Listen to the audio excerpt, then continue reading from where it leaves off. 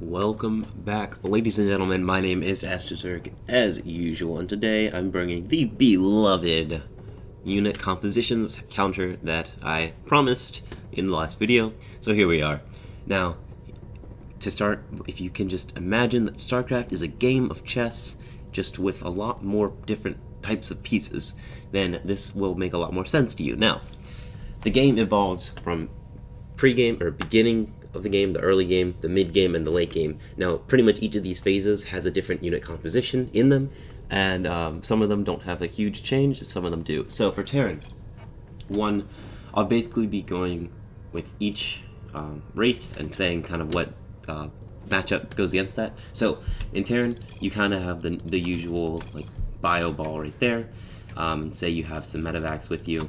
You know, that kind of composition, the one you're used to, the MMM, Triple M bio composition. You can have siege tanks, you might not. You might have widow mines. This is more of your mid-game. We'll throw in a couple siege tanks there. That's your mid-game kind of build. Against Zerg, you would be going against a Roach, Ravager, maybe Hydra, and probably some Lings, like, you know, that kind of thing. You know, that's your mid-game for there, that's your mid-game for there. Late game for Terran would involve either against this kind of composition, Terran is going to probably end up going into some Vikings. Now, to start, Terran's counter to this composition here, I'll just show you real quick. Terran's counter to the Roach Ravager is just a bunch of siege tanks. They literally will just shred through Roach Ravager. You can't continue playing Roach Ravager into that, or you will just lose. So then Zerg is going to have to tech up. Now, to start, Zerg is going to have to go into, you'll have some roaches, you know, normal stuff, but then you're going to want to have corruptors and broodlords. My like magic number is at least 7 broodlords. Usually around 7 is a pretty good amount, but you need quite a few broodlords and you need the corruptors to defend. This will definitely shred through this army if you just kind of have them attack.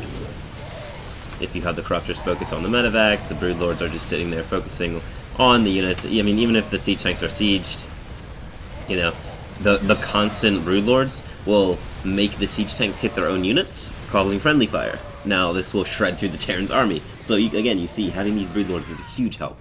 Now, for Terran late game against this Zerg type build, you're going to want to have Vikings and some Thors and stuff like that. You're definitely going to be moving back on the Marauder account. Honestly, Marauders at that point are not going to be as useful. And then some Liberators to kind of zone the Roaches or whatever the ground units they have. And, you know, a Raven or two. It can get dicey, but, and, you know, and Ghost. But, again, this is like all of the options you can go. Honestly, you won't really need that many. Like, Thors are pretty good. The Ravens with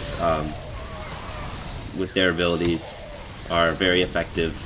And, I mean, you know, the anti-armor missile is huge in and of itself, but, you know, you can see how this army definitely fares a lot better against this army versus the previous bio. So, you know, knowing how to tech up, very important. Zerg would get Vipers in this army, so, you know, you're constantly teching up. When you see the other player gets one type of unit, you need to go, and again, that's where the unit counters video, and I'll put that up here, right here, somewhere on the screen. That's where the unit counters video comes in handy, because then you know which unit that will counter that next tier that they've gone. Now, Terran versus Protoss, a little bit different. You'll have probably more of a bio-based build, maybe some siege tanks, probably a little less likely, but and again, still works pretty well. But Terran can kind of go for this bio ball against the Protoss. Protoss is going to have, you know, some Zealots, maybe a couple Sentries, a couple Archons, some Immortals, you know, and they might go Colossus instead of Immortal, something like that. And that's why Terran, you have these two comps. You have Terran's Bio Ball, and you have, I'm just going to show, you have the Archon Immortal Zealot, maybe some Colossus instead of as many Immortals, that kind of build, and probably also Stalkers in there. But then, as Protoss starts getting the Colossus, the Stalkers, the Zealots, you're going to need to get these Liberators out. And the reason why Liberators are so important, and I cannot stress that enough, Liberators are so important because they can just zone out the Terran player, I mean, the Protoss player. The amount of the Liberation zones are so powerful, it's ridiculous. they shred through Archons, they shred through Colossi, and then if you target fire, which you can do, you target fire on the Colossi and the Archons, the Immortals aren't going to be able to do as much as they would like to, and you can win the fight. If we take out the Liberators and do the fight again, and I'll literally just gonna A move, just so you guys see. And of course, the army composition isn't necessarily like equal or balanced completely, but I mean, you see here the huge difference that those Liberators made, where this giant amount of Protoss units is left over. Those 4 Liberators changed the entire tempo of the game. Now, the tech up from here is probably going to be going into air with Tempests, because Tempests outrange everything pretty much in the game, and you know, Storms, High Templar, very good as well, and eventually probably a Mothership core, or a Mothership. Most Protoss late game involves air, and I mean most late games in general involve air, but I mean that's pretty much the basic tech up as you go along, just knowing that Terran needs to get those Liberators once the Colossi start getting pumped out, like 2 or 3 Colossi, probably a good idea. Liberators, Liberator range, get that fusion core for that. And then for Zerg versus Protoss, you're probably again either going to have Roach Ravager versus Archon Immortal type thing. Like the Archon Immortal just shreds through Roach Ravager in a balanced fight, or even unbalanced. Zerg just cannot go against these Immortals with that many charge lots and the Archons. So what you do, I tend to go more for a Hydra Ling Bane. Yes, the Lings will get shredded, but the Banelings, if you give them the +1 attack or +2 attack or whatever you're going for, they will do a lot of splash damage to both the Zealots and possibly the Archons as well. Hydralisks are light and not armored, so the Immortals they only do 20 instead of 50 damage, so you're reducing the amount of damage they can do, making the other player maybe go Colossus. So say they go Colossi, you know, that's even a lot. I mean, that's almost getting in a late game amount of Colossi by the time you've attacked. So the Protoss player is eventually going to go into air. This comp against that comp, especially with Storms in there, not really that good. So Zerg is going to, Zerg's going to need to go into either Lurker and just kind of shred through the Zealots and the Archons, or say they don't go to Lurker, they skip straight into Corruptor Broodlord. You cannot go Muta against this comp. Like, Archons are just going to shred through the Muta. I'm sorry, but unless you have, like, God Tier Harass with the Mutas, and you're able to keep the Protoss player in their base and get the map control, Mutas just don't work against Archons. And then the Storms as well. So best case scenario is going into this Corruptor Broodlord, as well as adding, you know, some Vipers for Abducts on, say, Archons or Colossi, or getting Infestor. Now, the Dream comp is pretty much,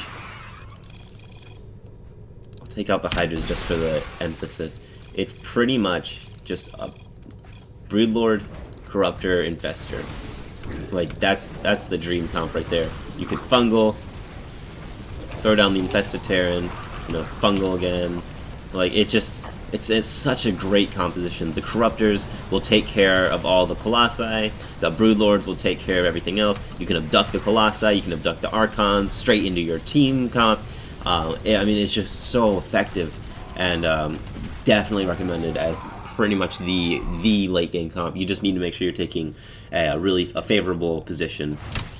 Now, another technically, I mean, this is probably the best one, but another option is, of course, Swarm Hosts with, like, your Roach Ravager or Hydraling Bane until you tech up, but I would say late game, definitely getting those Broodlords and Infestors and stuff. Now, Protoss's kind of counter to this is going to be, you pretty much scrap most of this. You'll have some Zealots, maybe, honestly, probably not even that many. Carriers, Void Ray, and, you know, maybe some Tempests, but definitely Storms as well, and maybe a couple Archons. But a very rich unit composition, as you can see on the right side. Not necessarily as much on gas, but definitely more on minerals. But just having that ability, it's still not necessarily going to do you as well, but they do definitely create more of a distraction. And, of course, if you use the Infestors, still going to help. But, again, the Zealots are able to tank a lot of that damage. The rest of the units can kind of shred through everything else, and you're in a much more favorable position, obviously. And again, not necessarily as you'd have a lot more corruptors as Zerg. But you know, you can just see how much better this does for its cost. So those are just some of the simple general unit compositions. There are very strange ones out there that people do that can win, but again, just remembering this game is like chess. You always have to react or be proactive. It's you have those two choices, and one can be better than the other. It just depends. It's very situational, but just keep that in mind and know that every unit composition does have a counter. You just have to figure out how to play it. That's gonna be all for this video. Thank you guys for tuning in. Make sure you like the video if you enjoyed it. Comment down below if there's any unit compositions you'd like to see in action, and I can get that out for you as soon as possible. And thank you guys for watching. I'll see you guys in the next one. Peace.